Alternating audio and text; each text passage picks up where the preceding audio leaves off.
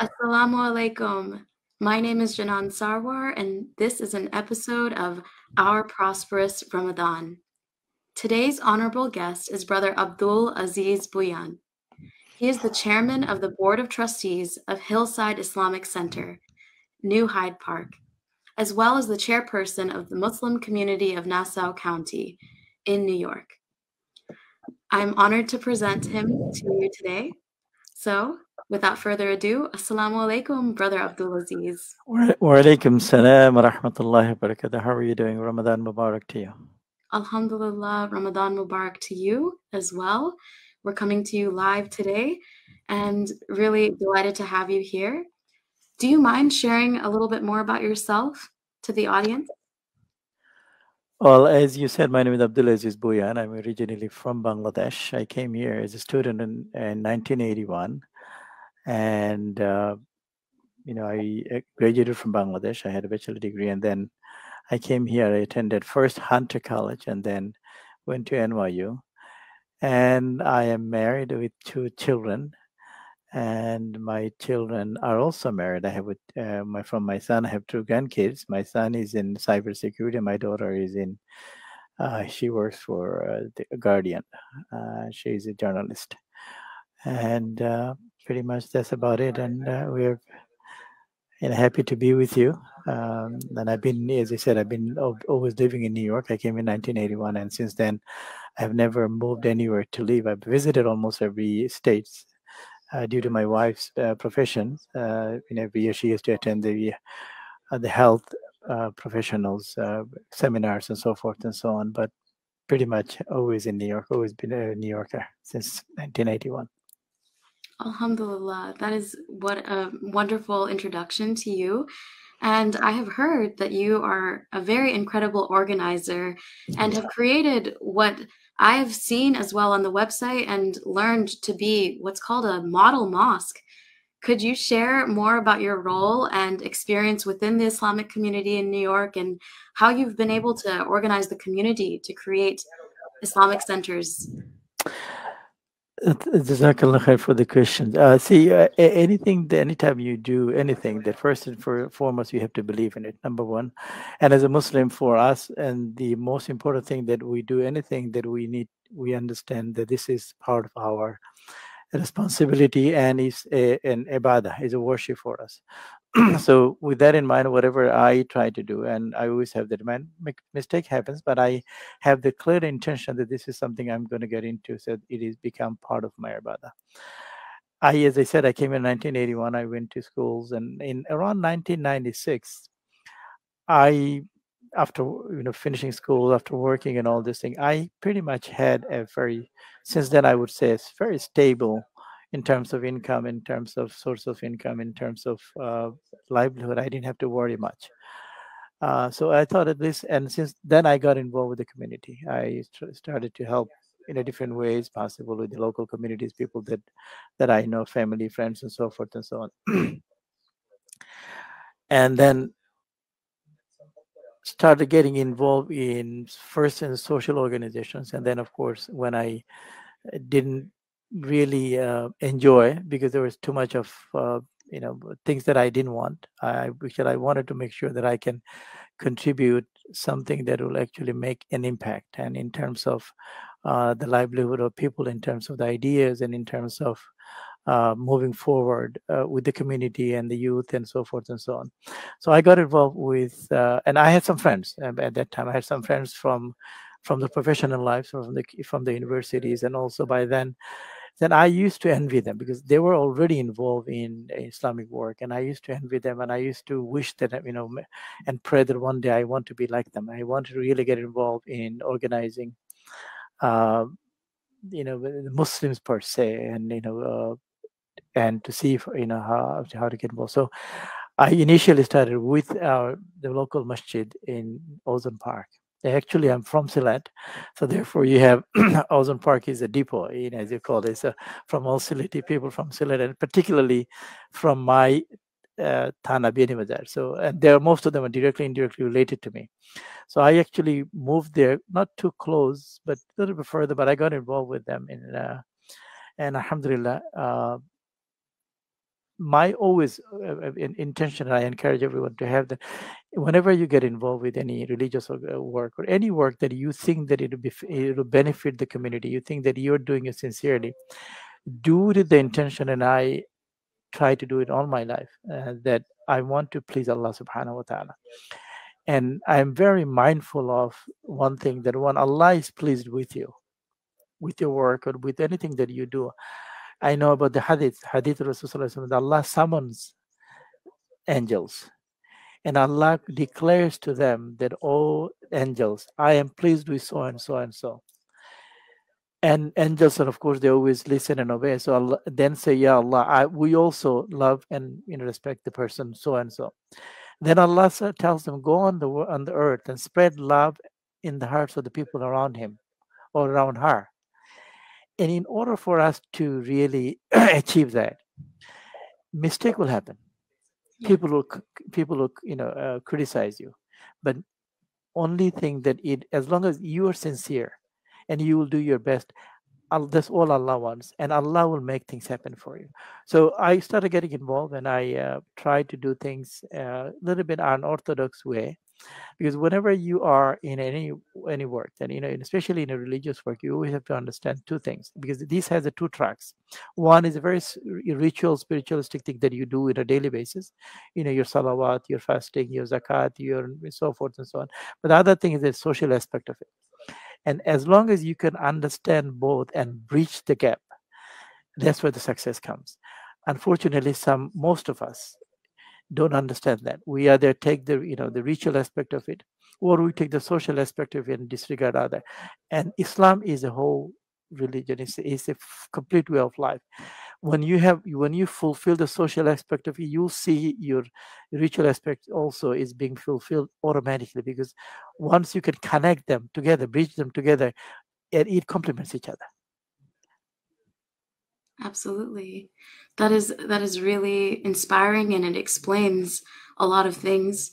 Really appreciated that you shared how important it is to renew our intentions and do things for the same and the correct reasons as well.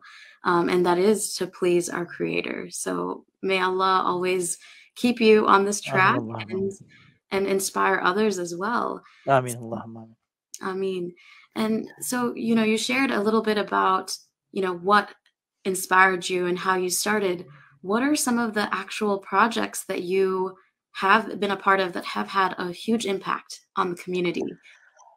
Well, I've been part of setting up Islamic schools, of course, because that's when we first, the people of immigrant came in, and and then the children were born here. So then people felt the need of the school. Masajis were always easy to build, because you can few people come in together and start praying, and this are done.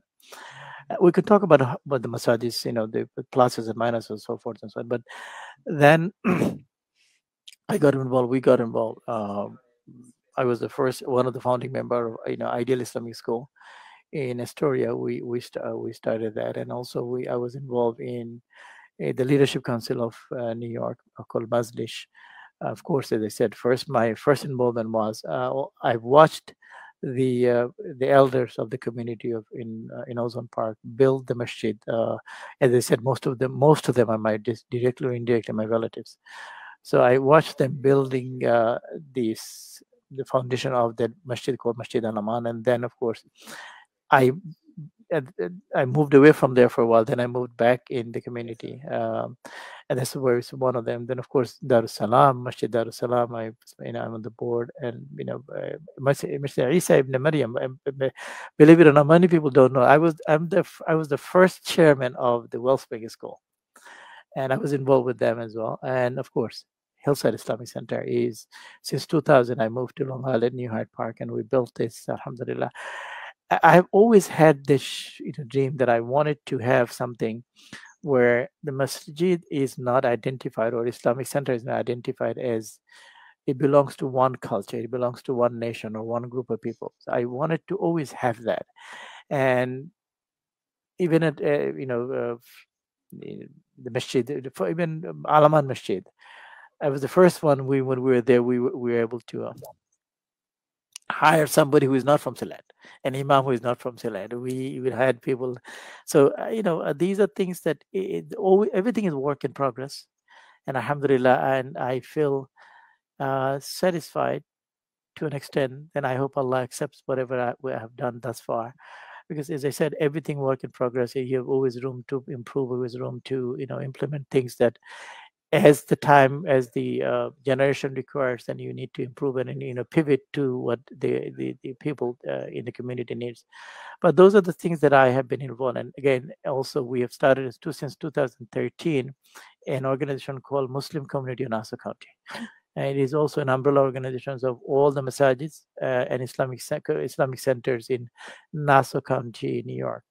And this is the second time. I'm the second chairperson of this since started 2013. Idea is the same thing, to engage our centers to, with youth, with the community, with the civic organizations, with the politicians, and understand the community needs, and also get how we can put our communities together. We getting them involved in social life of not only for Muslim but for the entire community.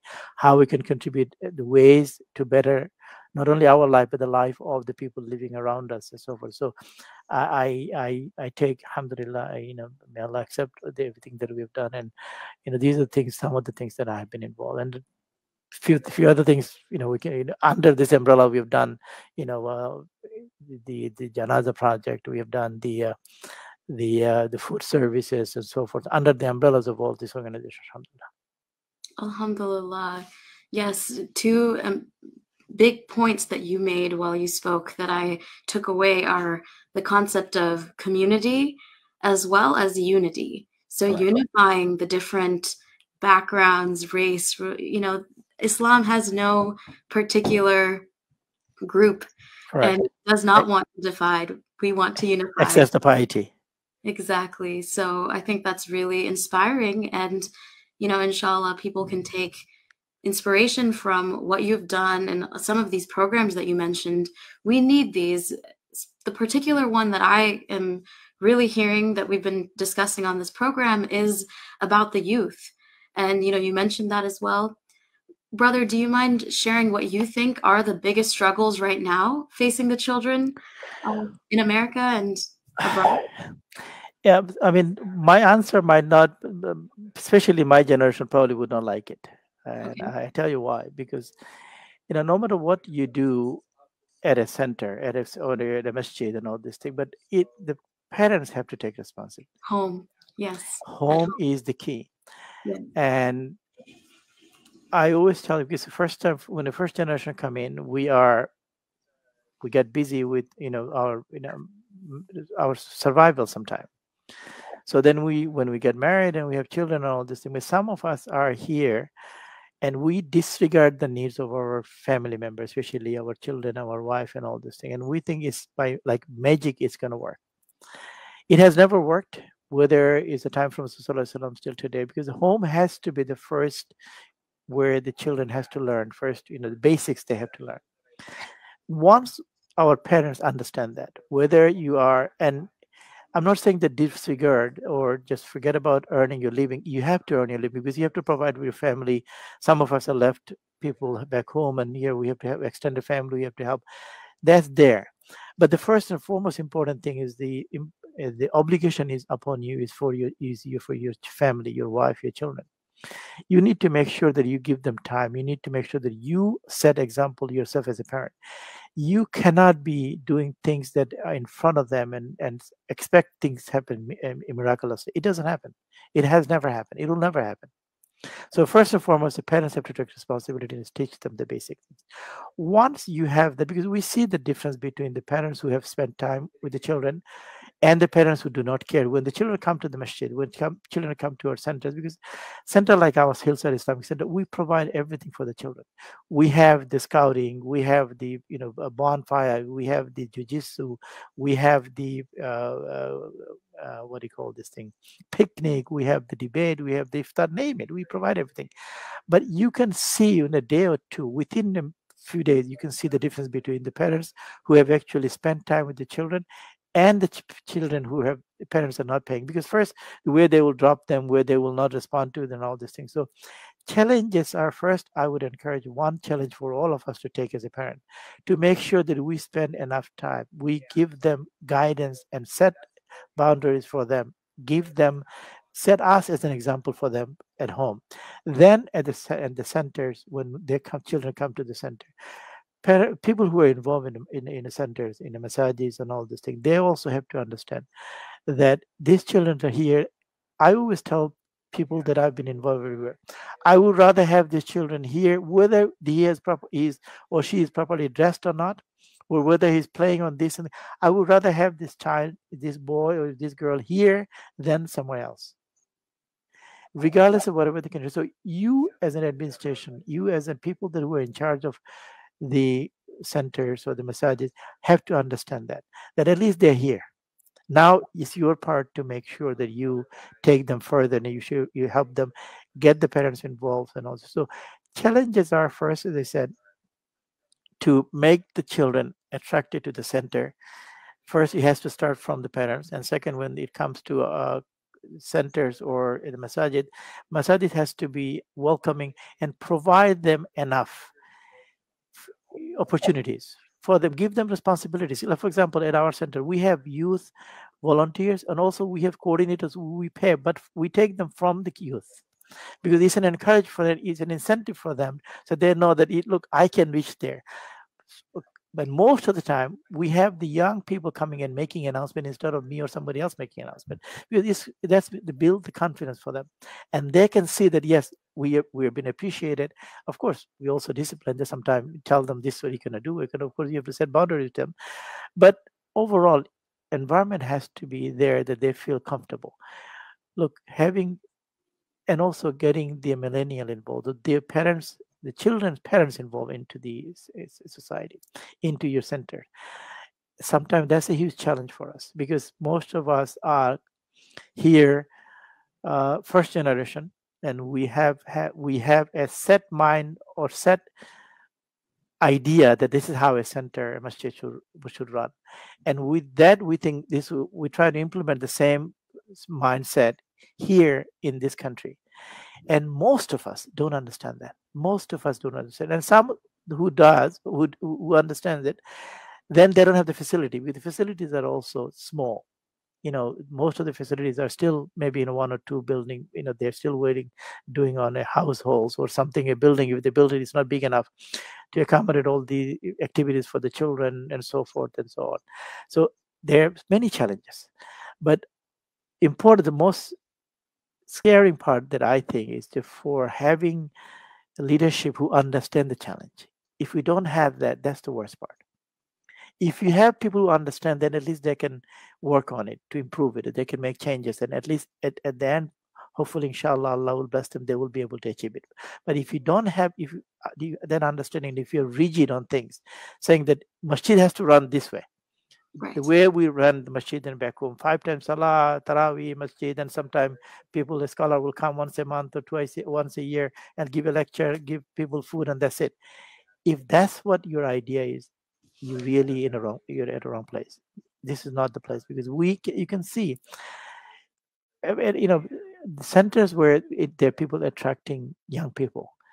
Those people, those administration in those centers are very open. They're well educated, not only in deen, also in the social aspect of the deen. And if we cannot bridge these two, ultimately we will fail them and fail ourselves. Yes, you made some really powerful points about adapting, pivoting, bridging that gap between the social aspects and the religious and spiritual aspects of Islam, and bringing them together. And also, you really shared some really important points about empowering youth, empowering parents, of young children now, today, because one of the things that I have seen in communities throughout the United States is that you have this expectation or thought that, oh, the elders will take care of these things. We're busy now, whether it's doing our careers or making money or doing everything, but that's not the right intention. The intention should be, as you mentioned at the beginning of the call, Islam is a way of life. It's not Yes. compartmentalized. It's not something you do when you need. We don't just pray when we need. We should be always remembering him. That is an important Islamic principle as well. Correct. And in the good times and bad. So I'm really hearing a lot of these, and I'm wondering if you have advice for parents, because you mentioned about the, having the centers, and I think actually having those in place are very important.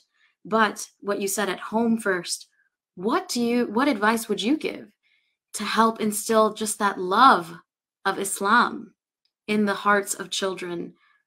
What do you think? It's a huge topic, and some of us, as I said, I have 2 children, and on top of that, my wife is a revert, but Alhamdulillah, if you see my daughter, as I said, her name is Johanna Bhuiyan.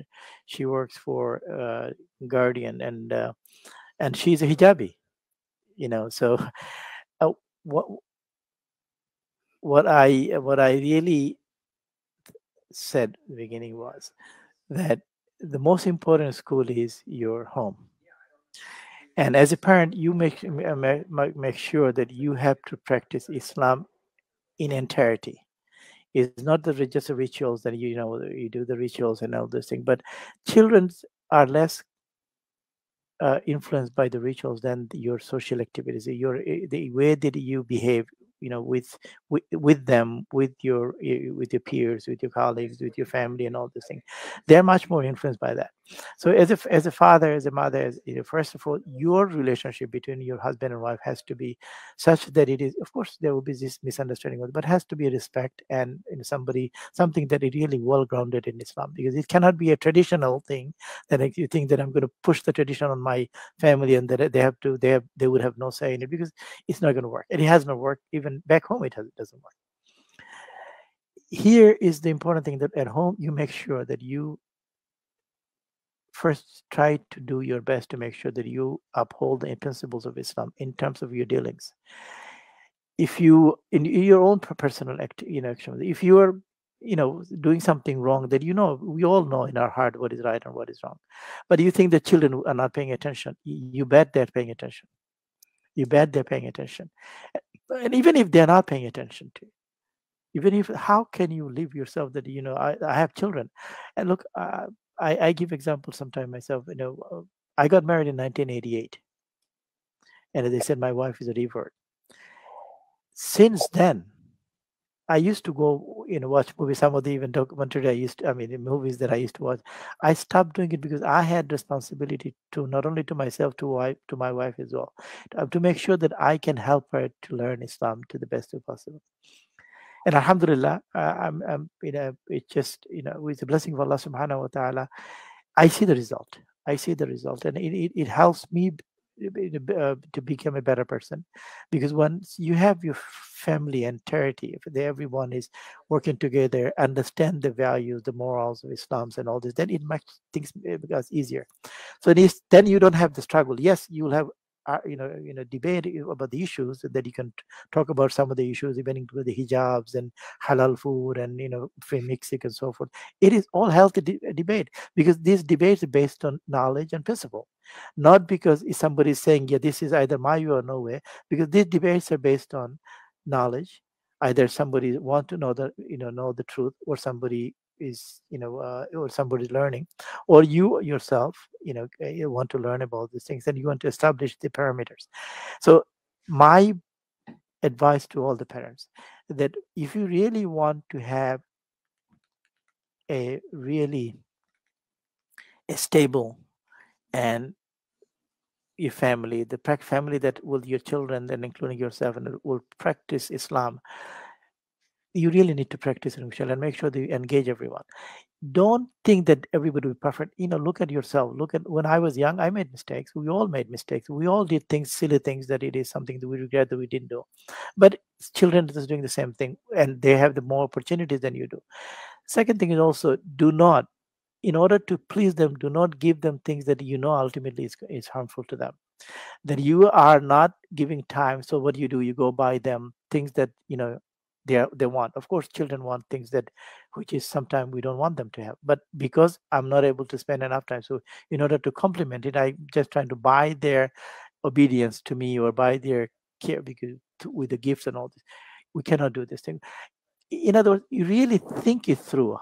Parenting is not something that it comes in and it's just yeah, I just here I got married and I have children, and the city is by in turn by in the environment, and the whole community will raise them. No, it does. You have to raise your children, and you need to decide how you need to raise your children. Do you want them to be practicing and successful Muslim? And again, I want to mention, as I said, I have two children, and both of them are married, and luckily both of them also married to revert, and they're all practicing revert for people. And they said my daughter, she's a journalist in the Guardian, meaning is one of the top journalism industries you have. Yet she wears hijab. It just didn't come from there, because it was built in her, and alhamdulillah she's practicing, and that's so it is possible. There are many others like yourself. You are here, having a PhD, born and brought up, as I was looking at yours, born and brought up in, alhamdulillah, you were practicing and hijabi. And this is something I'm not sure, I'm saying it's not, I'm sure there were challenges, but you stuck to it. You understood the value of it. Your parents helped you. You understand. So this is how it has to start. We cannot think that, okay, just leave it alone. Well, tomorrow they will be okay. Yes, mistake will happen. You have to correct them with love and care, and that's how it starts. You have to be very steady yourself first, and then make sure that you do with the love and care. Your responsibility will not be fulfilled unless you take responsibility. These are amazing and excellent points that you shared, and it's very important for parents, but also, as we were sharing earlier, just community and community members too. We can all mentor and be there for the youth, for others out there, because as you were saying, having these Islamic values and practicing it is more important than what we preach, right? Sure. So being and doing, children absorb, and really we all witnessed it during the pandemic, that many children were exposed only to their parents, with the isolation. And many parents maybe are seeing a lot of traits that they have are instilled in the children, for the good or the bad. But inshallah, I hope that we can keep these in mind and renew our intentions during this, holy month of Ramadan. And the real last question I have for you today is to ask you, we've been asking everyone, it's just a fun personal question. If you don't mind sharing, what one tradition that you have during Ramadan that you do, either with your family or something that you do during this month? This is a problem for people like me. I thought the reason I'm saying the problem is because I really wanted to spend time in iftar almost every day with my family. But when you're involved, and this is a complaint I always get from, I used to get from my, but now I try to spend a little more time with my family and breakfast, especially. But when you involve in a center, and it's a very active center, and if you have sent there, a lot of things goes wrong. A lot of things goes wrong. So then now you compromise. What do? You traditionally, or you really, you're longing for spending time with your family and breakfast with them, make the children and all these things. At the same time, you took the responsibility of the community, the community, and you want to make sure the community is also served, and everybody else there. And also you have volunteers. How can you ask somebody else to volunteer and you're not there? So that was a challenge. But again, the traditionally, I really love to spend time with my family and breakfast with them, because that's where you can ask them to make dua. And this is the time that dua is accepted. And I encourage every parents, every families, if we have time, please try to spend time with the family and breakfast together. Even if you cannot go to masjid for for the Maghrib Jama, do it at home. Do the Jama at home if we are able to do it. So that is something that I really miss, but I try to do as much as possible. But of course, other things that I used to do, but we stopped doing it. Giving iftari to the family members and all this thing. But one other thing I really wanted to mention beside this thing, iftar with the family and all this thing, and I hope people who are listening or will be listening in this program, as far as the masjid management thing, the struggles and challenges that we have in the masajid management. And it stems from those two aspects of it, social and religious aspect of it. And the masajid, those who are pretty much like, the community-based masajid, they belong to one group of people and they're from back home or whatever they're trying to do. All of us would ultimately lose our children, and we're losing them. We will not be able to do if we do not understand the social aspect of it. In order for us to do that, we need to have a stability in the management. And the stability in the management will come only when the people who are really first founding, the center or the masjid, they need to understand from the get-go what road they will take to make sure that this is something that it continues. If the people who are in the management right now, if they're busy thinking about how am I get elected for the next terms, they will not be able to serve the community. They will be only serving it. So that's why they will be hostage to the big families. The families who have many people, they'll have to come in and vote on all these things. So I urge everyone, those who will be listening, please understand this thing. Running a masjid is an ibadah. If you really want to make this as a platform for you to advance your other career, don't get involved. Please don't get involved, because you will see that you will be, every time you try, you might succeed once or twice, but people and Allah will really, Allah does not like it. And you'll see in your life the impact of what you've been doing. It is coming into your life and your family. So I urge myself and every one of us, let us make our intention very clear. If we are running a masjid, do not use this as a platform to advance your social life, advance your name and fame, because this is not for it. Allah despises this. And you will see in your own life that impact of it, because every time you're trying, that people are giving you, people not really, they might come and say good things about you in the front, but at the end, you're not gaining anything. You're not only are you losing, you are making your community lose the entire thing. I know just recently some of the centers going through this headache, fighting in the month of Ramadan in terms of how, and not for the right cause, it's for the wrong cause. So I ask all my brothers and sisters, whoever is in the community now, please try to set something up so that these issues of leadership comes from the taqwa, not from advancing your own agenda. Jazakallah khair.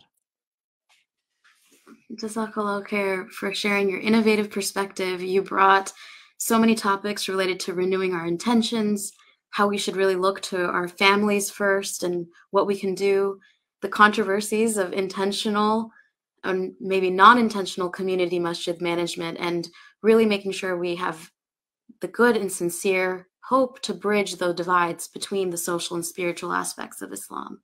I really appreciated everything you shared. I hope everyone benefited from it as well. And for all of you listening, Jazakallah khair, Ramadan Mubarak, and inshallah, we look forward to seeing you again tomorrow for our next live. And from all of us here at iTVusa, we appreciate it. And assalamu alaikum, brother. Assalamu alaikum. Wa alaikum salam wa rahmatullahi. Jazakallah khair for having me. Assalamu alaikum wa rahmatullahi. We wish everyone who is watching the happy Ramadan, and please remember us in your dua, inshallah. Jazakallah khair. Ameen. Assalamu alaikum.